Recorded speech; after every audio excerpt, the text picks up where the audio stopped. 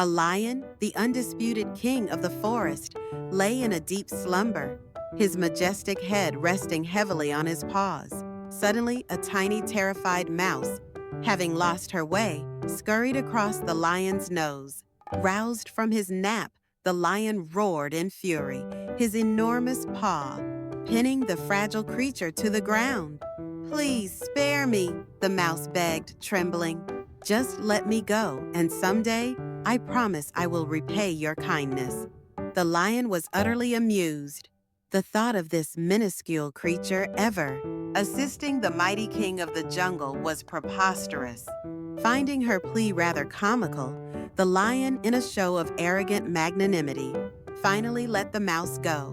Days later, while stalking his prey, the lion found himself ensnared in a hunter's net. He roared and thrashed, but the ropes only tightened, his mighty strength proving useless against the cruel snare. His furious cries echoed through the forest. The mouse, recognizing that familiar voice of despair, quickly found the lion struggling helplessly. Running to one of the thick ropes that bound him, she gnawed at it with her sharp teeth until it parted. Soon, the lion was free. "You laughed when I promised to repay you," the mouse said. "Now you see that even a mouse can help a lion." Was the lion's mercy born of compassion? No.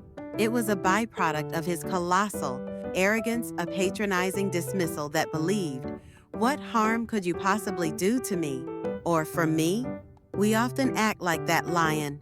We dismiss those we deem smaller than us, less experienced, lower in status, or simply less powerful, all because our own ego casts too long a shadow.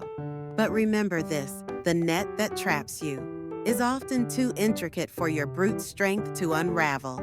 Sometimes a tiny thread is all it takes to shift the course of an entire fate.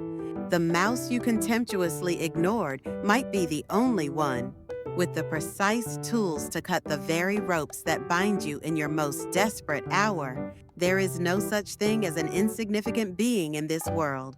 There is only your elevated arrogance, blinding you to their potential. The lion was lucky he encountered a mouse who turned his scorn into a lifeline. But in reality, most lions perish in their nets, precisely because they've spent their lives trampling every mouse in their path. Look at the person beneath your paw. Are they prey, or are they your last chance at salvation? Before you get entangled in the net of your own overconfidence, lower your gaze.